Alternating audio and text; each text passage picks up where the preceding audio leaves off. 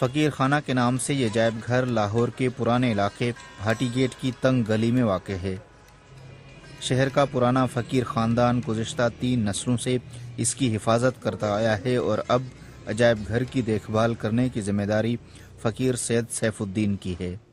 فقیر خانہ میں ہمارے پاس بڑا خوبصورت منیچر پینٹنگز کا کلیکشن موجود ہے۔ گندھارا آرٹ ہے، چائنا ویئرز ہیں، پھر پیتل کے اور تانبے کے اور مختلف کاپر کے بت ہیں، اسٹیچوز ہیں، قلمی کتب ہیں۔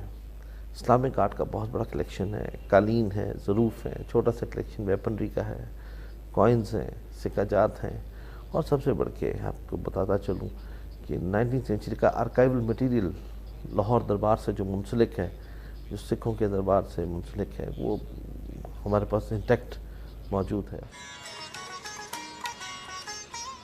اس عجائب گھر کی بنیاد سن 1730 کے بعد رکھی گئی تھی، جب فقیر سید سیف الدین کا خاندان لاہور میں آباد ہوا تھا۔ ان کے بقول ان کے بزرگوں نے اس عمارت میں لاہور کا پہلا پبلشنگ ہاؤس قائم کیا تھا اور بعد میں اس کو عجائب گھر میں تبدیل کر دیا۔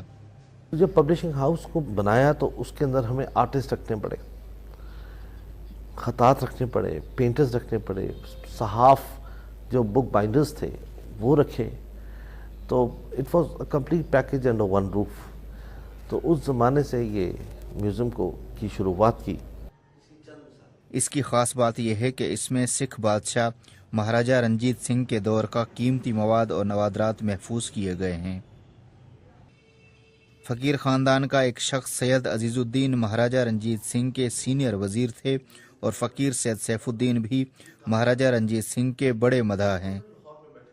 مہاراجہ رنجیت سنگھ کے دور میں اگر آپ کو یہ بتاؤں اور آپ حیران ہو جائیں گے کہ انہوں نے کبھی کسی کو قتل کرنے کا حکم نہیں دیا۔ وہ اتنے سیلفلیس آدمی تھے کہ انہوں نے اپنے نام کا سکہ بھی جاری نہیں کیا۔ اگر انہوں نے کوئی بلڈنگ بنائی، سے انہوں نے قلعہ تعمیر کیا تو اس کا نام گوبند گڑھ فورٹ رکھا، اور ایک اگر باغ بنایا تو اس کا نام رام باغ رکھا، اور لاہور میں جو باغ بنایا اس کا نام حضوری باغ رکھا، حضرت محمد مصطفیٰ صلی اللہ علیہ وآلہ وسلم سے ٹریبیوٹ کرتے ہوئے حضوری باغ اس کو کہتے تھے۔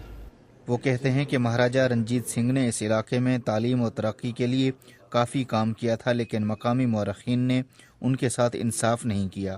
وہ ان کے دور کے قیمتی مواد اور ان کی دربار کے ریکارڈ کو کتابی شکل میں لانے کی کوشش کر رہے ہیں۔ ہمارے مورخین نے مہاراجہ رنجیت سنگھ کے ساتھ انصاف نہیں کیا پراپرلی۔